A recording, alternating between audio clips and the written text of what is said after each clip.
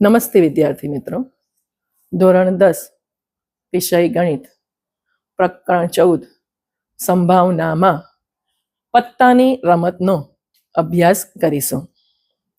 વિદ્યાર્થી મિત્રો, આપણે જાણીએ છીએ કે પત્તાની રમતમાં લાલ, કાળી, ચરકટ અને ફુલ્લી આમ 4 પ્રકારના પત્તા હોય છે, જેમાં લાલ અને ચરકટ બંને લાલ રંગના તથા કાળી અને ફુલ્લી બંને કાળા રંગના પત્તા હોય છે.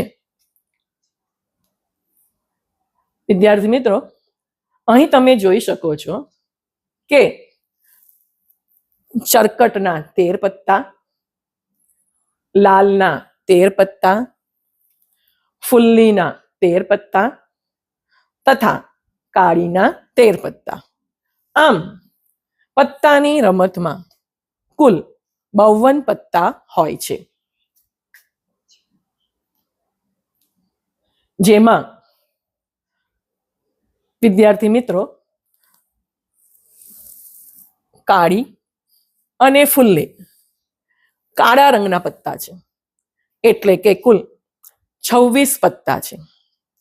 આ 26 પત્તામાં ચિત્રવાળા પત્તા એટલે કે ગલ્લો, રાણી, બાદશાહ એવા કાળીના અને ફુલ્લીના આમ કરીને કુલ 6 પત્તા ચિત્રવાળા મળશે. તે જ રીતે લાલ રંગના ચિત્રવાળા પત્તા ગલ્લો, રાણી, બાદશાહ તથા ચરકટના ગુલ્લો, રાણી અને બાદશાહ. આમ કુલ લાલ રંગના પણ 6 પત્તા મળે. તે જ રીતે ચિત્ર વગરના પત્તા 1, 2, 3, 4, 5, 6, 7, 8, 9 અને 10. કાળા રંગના ચિત્ર વગરના પત્તા 10 ફુલ્લીના, 10 કાળીના, કુલ 20 પત્તા. તેવી જ રીતે લાલ રંગના ચિત્ર વગરના પત્તા લાલના 10 અને ચરકટના 10. આમ કુલ 20 પત્તા મળે.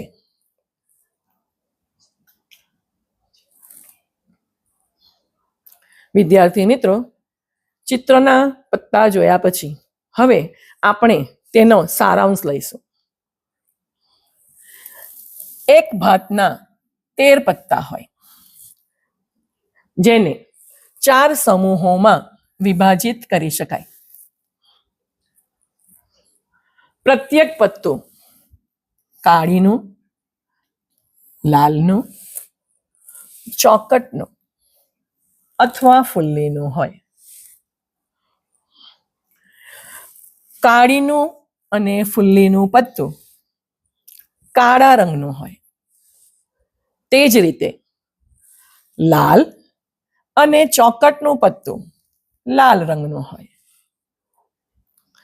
પ્રત્યેક સમૂહમાં એક્કો, રાજા, રાણી અને ગુલામ હોય.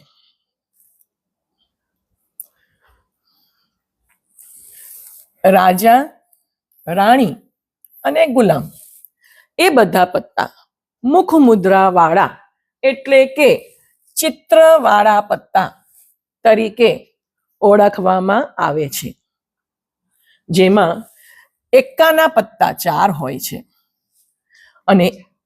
અને એક્કો ન હોય તેવા પત્તા 48 હોય છે. ચિત્રવાળા પત્તા 12 હોય છે, જેમાં 4 રાજા, 4 રાણી અને 4 ગુલામ હોય છે. ચિત્રવાળા ન હોય તેવા 40 પત્તા હોય છે, 52 પત્તાની જોડમાં લાલનો એક્કો એક જ અને ચોકટનો એક્કો પણ એક જ હોય છે.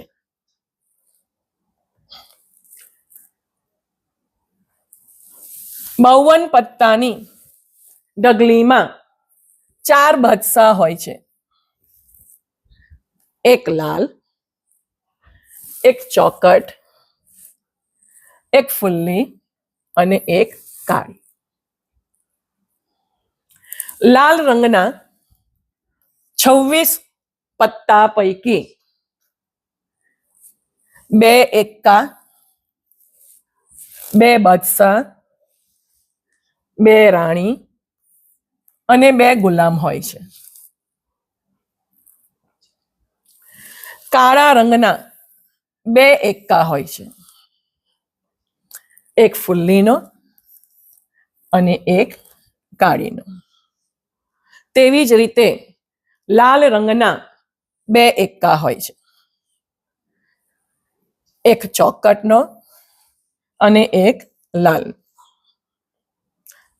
ચોકટના કુલ 13 પત્તા હોય છે. કાળા રંગના 26 પત્તા પૈકી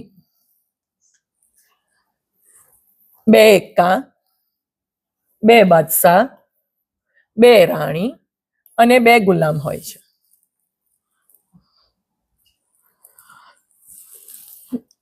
પત્તાની કેટમાં 1 થી 10 ક્રમના પત્તા 4 હોય છે, જેમાં કાળીનું, લાલનું, ચોકટનું અને ફુલ્લીનું પત્તું.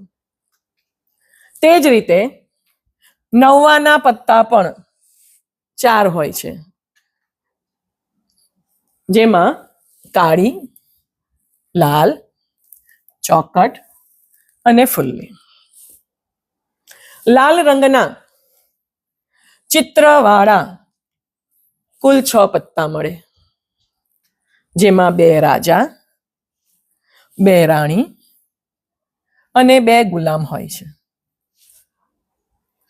તેવી જ રીતે વિદ્યાર્થી મિત્રો, કાળા રંગના ચિત્રવાળા કુલ 6 પત્તા મળે, જેમાં 2 રાજા, 2 રાણી અને 2 ગુલામ હોય છે. સમગ્ર વસ્તુ વિદ્યાર્થી મિત્રો જે આપણે શીખ્યા એને આ પ્રમાણે દર્શાવી શકાય. કુલ 52 પત્તા, જેમાં 26 લાલ રંગના, 26 કાળા રંગના, લાલ રંગના 26 પત્તામાં લાલ ના પત્તા 13, ચોકટના પત્તા 13, કાળા રંગના 13 પત્તા ફુલ્લીના અને કાળા રંગના 13 પત્તા કાળીના. તેવી જ રીતે વિદ્યાર્થી મિત્રો, અહીં આપણે જોઈ શકીએ કે બાદશાહ, બેગમ અને ગુલામ એ લાલના પણ 3, ચોકટના પણ 3, ફુલ્લીના પણ 3 અને કાળીના પણ 3. એટલે કે કુલ 12 પત્તા મુખ મુદ્રા વાળા જોવા મળે.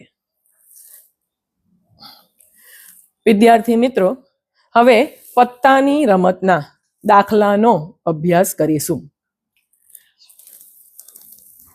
સરખી રીતે ચીપેલા 52 પત્તા, વિદ્યાર્થી મિત્રો આ પ્રશ્નમાં આપેલું જ હોય છે. 52 પત્તા એટલે કુલ પરિણામની સંખ્યા 52 છે. હવે લાલ રંગનો રાજા હોય તો વિદ્યાર્થી મિત્રો આપણે જાણીએ છીએ કે લાલ રંગ એટલે લાલનો અને ચરકટનો રાજા, એટલે કે 2 પરિણામ મળે. સંભાવનાના સૂત્ર પ્રમાણે P of A બરાબર શક્ય પરિણામ છેદમાં કુલ પરિણામ.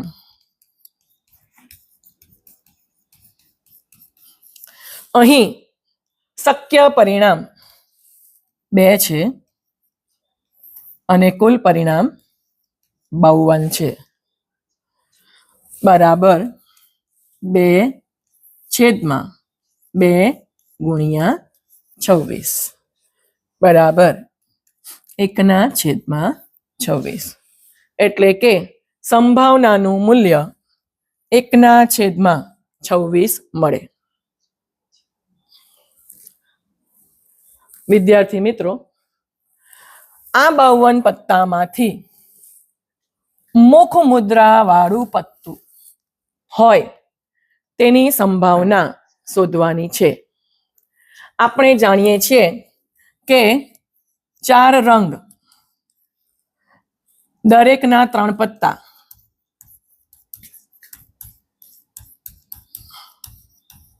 રાજા, રાણી અને ગુલામ, એટલે કે કુલ 12 શક્ય પરિણામ મળે. સંભાવનાના સૂત્ર પ્રમાણે P of B બરાબર શક્ય પરિણામ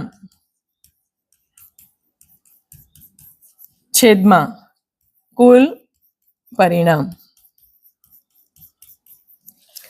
અહીં શક્ય પરિણામ 12 મળે, છેદમાં કુલ પરિણામ 52 છે. એટલે કે